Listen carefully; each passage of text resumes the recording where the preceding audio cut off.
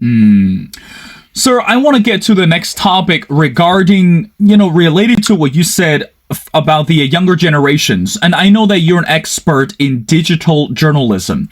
When we talk about the word digitalization, and very likely people are thinking about the word social medias. And we know that since the outbreak of the war, social media platforms are playing a significant role in terms of promoting this community unification and, international brevity, however you want to address it. But somehow, again, excuse me if I'm being so ignorant, but so far we have not seen the effectiveness of social media unification or social media. So in other words, it's one thing to share the ongoing updates from the war, but it's something else that we can use the platform effectively to spread the message. And again, we're living in the age of 2022, so it's kind of ironic that social media today are not actually as effective as what people think or believe. So, sir, from your perspective, what changed today in terms of understanding the digital platforms or using the digital journalistic way to report or to share such a crucial and important information about the war?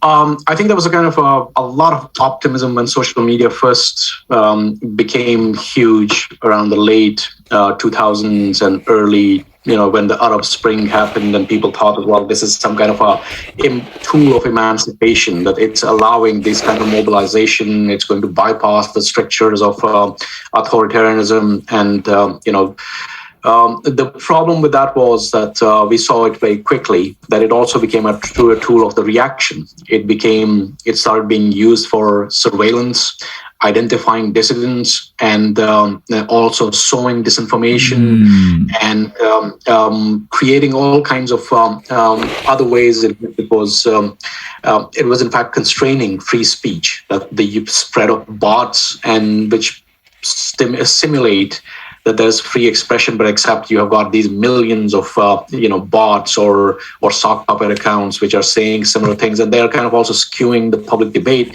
So we started seeing the dark side of social media. Now, I think that now that we are in the third decade of this century, so things have, I think, kind of stabilized to the point that where we know that, okay, social media is a tool. It's not in itself, it's going to guarantee emancipation or not just authoritarianism. It's how it's used. So we are seeing right now both the best and the worst use of social media. On one hand, we are seeing the kind of very polarized and very kind of tribalistic debates. And a lot of the people who are participating in that, that they are, right now, it's really great that all the solidarity that Ukrainians are receiving. But it's also, among that, you can see that there's elements of things which are not entirely wholesome. It's not just about sympathy with kind of Ukrainians. Some of it easily shades over into general hatred of Russians, and there are statements which are very kind of generalized. I mean, the thing is that we have to always be conscious of the fact that here, obviously, everybody should be condemning the Russian invasion and any atrocities that the Russian forces are committing. In fact, the whole war is an atrocity. So, that committed, and people who have sent that.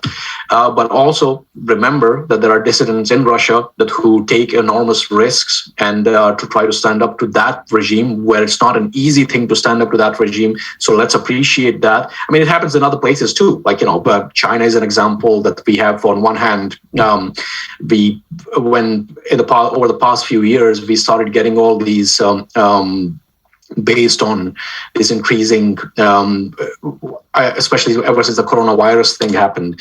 So I get always like a lot of students from China and from Japan. And so I had an incident twice with my own students who were just randomly attacked in the streets.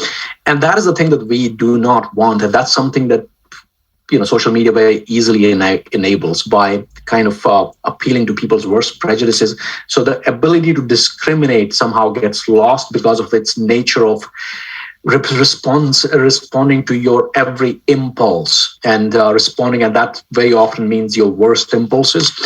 So on one hand, we have the capacity for solidarity, which is being created. Some wonderful things happening. One of the stories I just saw was about this zoo in, I think it was in Mariupol, that a zoo which had been obviously during the war. Now all the animals, whether there was a picture of the polar bear which looked very emaciated and all, but apparently what has happened is that people from around the world were supporting it by buying tickets to the zoo online. Oh, wow. So that's how that they are providing funding.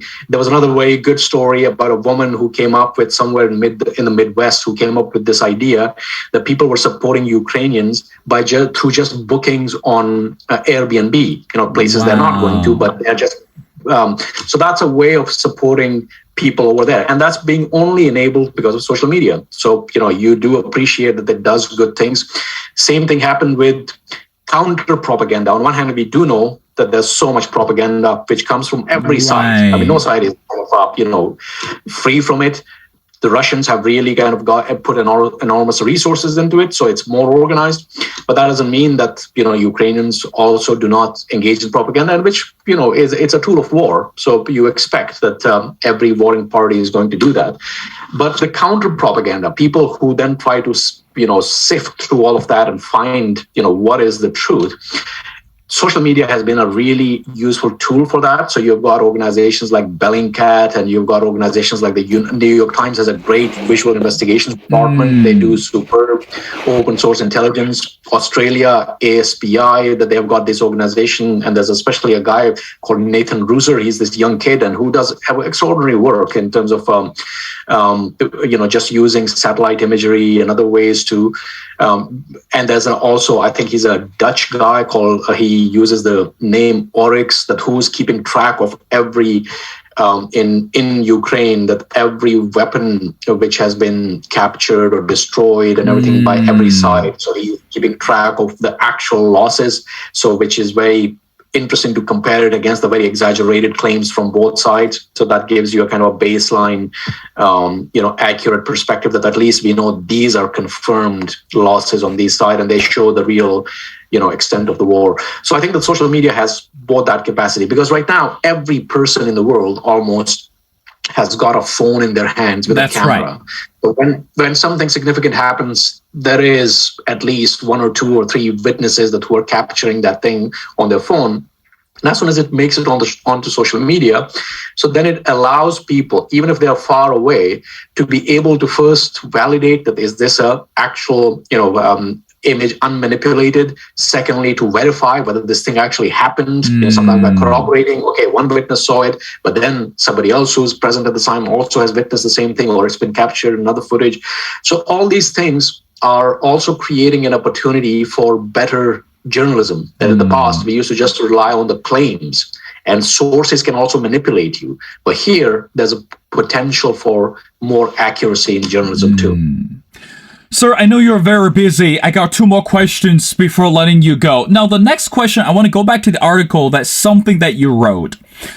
You wrote, and I quote, "Identity, it's not a fixed thing, and Christianity and the whiteness have not always been a guarantor of hospitality."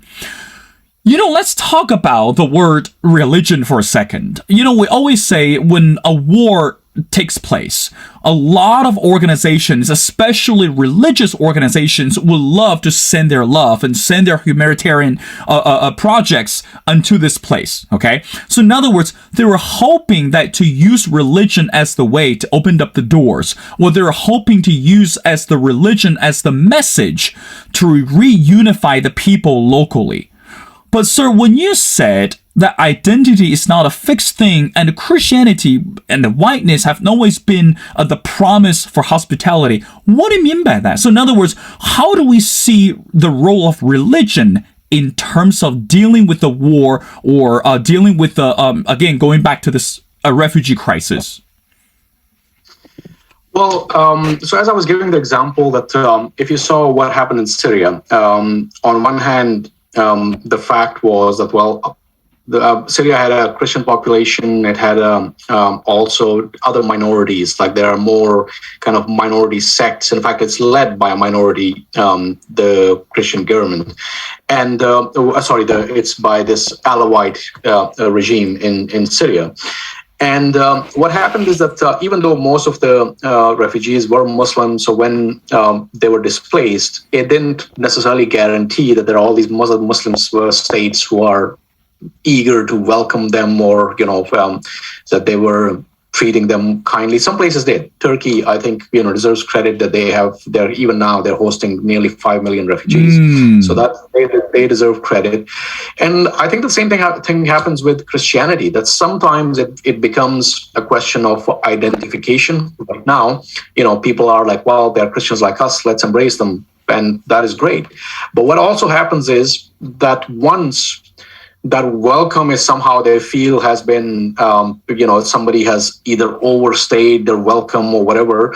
So at that point, the identification can easily turn also into a kind of source of division. Okay, suddenly you realize, well, you're Orthodox and I am a Catholic and I'm something else. I live in the UK here, especially in a place in the city where we have this very intense rivalry between the Irish Catholics who have sometimes, a lot of them migrated here. And then we have got people who are the Protestant Unionists. So their politics and their religions are very much intermeshed, and it has been a source of great conflict. Ireland itself is an example where, the fact that common Christianity doesn't create unification. People then look for within Christianity the divisions.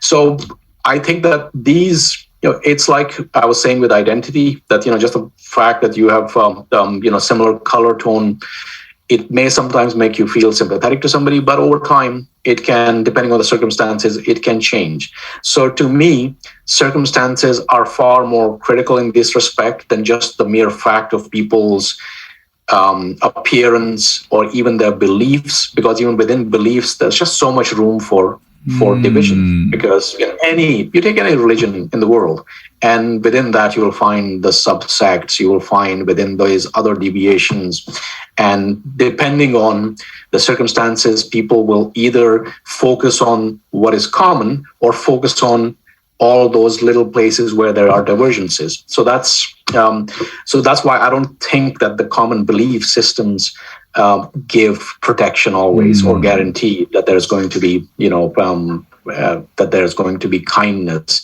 And there's also another aspect to it. This used to happen a lot in the in the Afghanistan-Pakistan border region. So this movement emerged. One was the Afghan Taliban, which is well known, but then this Pakistani Taliban emerged, and Pakistani Taliban was very different. They later on then became part of what is now known as the ISK, which is the ISIS in Khorasan province. And the interesting thing about that is that they came out of a disaster that they exploited. There was a massive earthquake in Pakistan in, I think it was 2005. And a lot of these groups, so they had their own Islamist charities. They came there, but they were well organized. They provided all kinds of support, but they were also using that as both for proselytizing for a particular kind of sort of a sect of Islam, and also for recruitment, that any place, maybe you find some kid who has lost his whole family, is vulnerable and is in need of some kind of community, and you pick them up and they become later on your recruits, and some of them get exploited. So there was actually a few days back, somebody had posted a video from the Ukrainian border on the Polish side. This journalist that he had mentioned that all these other people who are coming in, aid workers, so they were bringing in some kind of support. Somebody's bringing clothes, somebody's bringing shoes or food and all kinds of things. But there was this American woman from some place who had a megaphone and who had this Ukrainian translator. So all these people were standing in a queue to get their papers and their food. So she was just screaming at them, that inviting them to embrace the message of Jesus and all that. And the thing was that is something, probably if you're standing in that queue, that is not the moment that you want to be, That's you know, right. your ability to exploit it like Right. that. So that's something that I feel like it's not. I appreciate that there are. So as I was mentioning, that there are at the same time there are great Islamic charities that who have provided help in places. Same thing with Christian charities. There are wonderful Christian charities, Christian aid groups that who do really important work around the world. And so I don't want to minimize, their work. What I'm saying is Right. that it doesn't guarantee that just because that's based in faith and some kind of noble ideals that it can be exploited as well. Sir, I want to end our conversation by going back to the book that you wrote. And again, the book is called The Road to Iraq, The Making of a Neoconservative War. Very quickly, can you tell us what does that mean based on this title, The Making of a Neoconservative War? Because we know that when we talk about the war in Iraq, we can't get away from the involvement of the United States government. And then for every single political debate, and this topic was brought up many times. Some blame the Republicans, other blame the Democrats, and involvement of the war and the casualty, etc. So I'm not going to go back to repeat all this data and the devastation of the war. But again, from your perspective, sir, what does that mean when you say the making of a new conservative war? What kind of new approach did you bring into this book? Well, the thing about the Iraq War was that the ultimate responsibility for it lied with the leadership. It's it was Bush and Cheney's decisions, mainly Cheney's decision. That what happened is that this is shortly after the 9/11 attacks, and there was this fear at the time that anybody with nuclear weapons, if they somehow. So Cheney famously promulgated something called the 1% Doctrine, which was that if there's a 1% chance that terrorists could hand over a nuclear weapon or can come into possession of a nuclear weapon, we should treat it as 100% certainty because the risks are so great.